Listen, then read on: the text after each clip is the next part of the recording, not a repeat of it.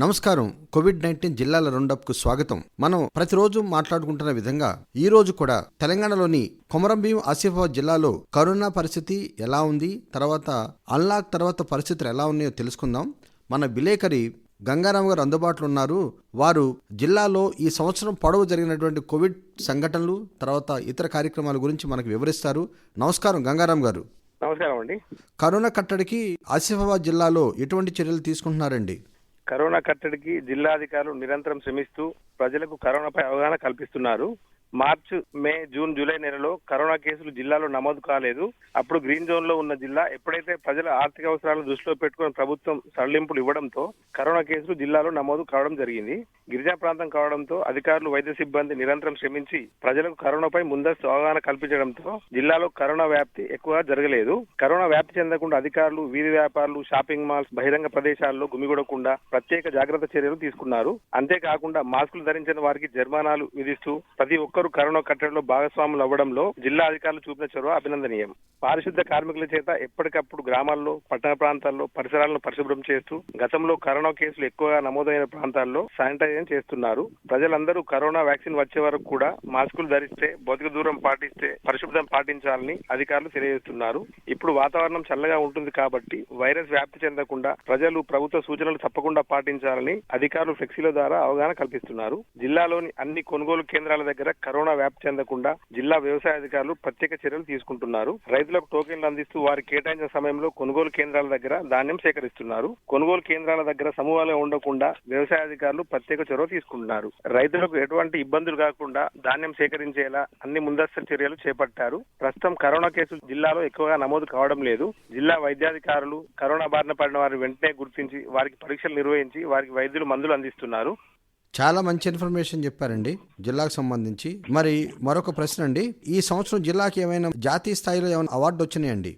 ఉత్తమ నాణ్యత ప్రమాణాలు పాటించి మంచి వైద్య సేవలు అందించినందుకు గాను ఆసిఫాబాద్ జిల్లా రొంపల్లి ప్రాథమిక ఆరోగ్య కేంద్రంకు కాయకల్ప అవార్డు లభించింది. పరిసరాలు పరిశుభ్రంగా ఉంచి ఆరోగ్య కేంద్రంలో అత్యుత్తమ సేవలను గుర్తించిన కేంద్ర ప్రభుత్వం ఈ అవార్డును అందించింది. మరి ఇంకొక ప్రశ్న, ఈ మధ్య జిల్లాలో పులి ఒకటి సంచరిస్తూ చాలా ఇబ్బంది పడుతున్నట్లు వార్తలు వచ్చాయి. ఈ పులి సంచారం పైన అధికారులు ఎటువంటి చర్యలు తీసుకున్నారు? ఆసిఫాబాద్ జిల్లాలో ఇటీవల పులి సంచారం కలకలం రేపుతోంది. అయితే ఈ పులిదారిలో ఇప్పటివరకు 2 మృతి చెందారు. మృతి చెందిన వారిలో పెంచకల్పేట మండలం కొండపల్లి, దహేగాం మండలం దిగడకు చెందిన నిర్మల, విఘ్నేశ్లు ఉన్నారు. పులి సంచరిస్తుండటంతో జిల్లా ప్రజలు వ్యవసాయ క్షేత్రాలకు వెళ్లాలంటే భయంతో వణికిపోతున్నారు. పులిదారిలో గాయపడిన వారిని ప్రభుత్వం అటవీ శాఖ తరఫున నష్టపరిహారం అందించారు. మంత్రి ఇంద్రకరణ్ రెడ్డి, పీసీఎఫ్ శోభ, జిల్లా కలెక్టర్ రాహుల్ రాజ్ పరామర్శించి ధైర్యం చెప్పారు. పులిని పట్టుకోవడానికి అటవీ శాఖ అధికారులు తీసుకున్న చర్యలను అధికారులను అడిగి తెలుసుకుంటున్నారు. జిల్లాలో పులి సంచరించిన ప్రాంతాల్లో పులిని పట్టుకోవడానికి వలలు, బోన్లు ఏర్పాటు చేశామని అటవీ శాఖ అధికారులు చెప్తున్నారు. పులిని తొందరగా పట్టుకుని ప్రజలకు రక్షణ కల్పించాలని ప్రజలు అధికారులను ప్రభుత్వానికి విన్నవించుకుంటున్నారు.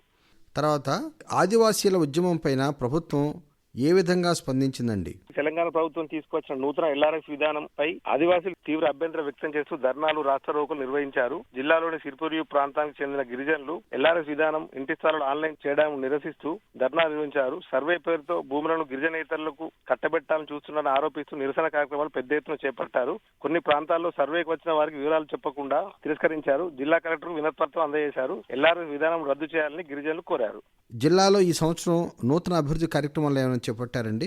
జిల్లాలో ఈ సంవత్సరం నూతన అభివృద్ధి కార్యక్రమాలు చేపట్టారు. ఈ సంవత్సరం జిల్లా వ్యాప్తంగా అన్ని గ్రామాల్లో పల్లె ప్రగతి కార్యక్రమాలు నిర్వహించి పల్లెల్లో పరిశుభ్రతను మెరుగుపరుస్తూ చెట్లను పెంచుతున్నారు. అంతేకాకుండా పల్లెల్లో సంపూర్ణ స్వచ్ఛత గ్రామాలుగా చేస్తూ మరుగుదొడ్లు నిర్వహించడం, పట్టణ ప్రగతిలో భాగంగా పరిసరాలను పరిశుభ్రం చేస్తూ పబ్లిక్ టాయిలెట్స్ నిర్వహిస్తున్నారు. ఎన్ఆర్ఈఎస్ పథకంలో భాగంగా జిల్లాలోని దిగడాలో సీసీ రోడ్డు నిర్మాణం చేపట్టారు. అదేవిధంగా రాష్ట్ర హైవేపై రోడ్లను మరమ్మతులు నిర్వహించారు. డబుల్ బెడ్రూమ్ ఇళ్లకు శంకుస్థాపన చేసి పేద ప్రజల కోసం సిద్ధం చేస్తున్నారు. బాగుందండి. ఆసిఫాబాద్ జిల్లాకు సంబంధించి ఈ సంవత్సరం పొడవునా జరిగినటువంటి కార్యక్రమాలు, సంఘటనల గురించి, ముఖ్యంగా కోవిడ్ గురించి చెప్పినందుకు ధన్యవాదాలండి గంగారాం గారు. Thank you sir. అదండి కొమరంభీం ఆసిఫాబాద్ జిల్లా తాజా కరోనా పరిస్థితి, తదితర విషయాలు. మరి మరో రోజు మరో జిల్లాలో కలుసుకుందాం. అంతవరకు సెలవు. నమస్కారం.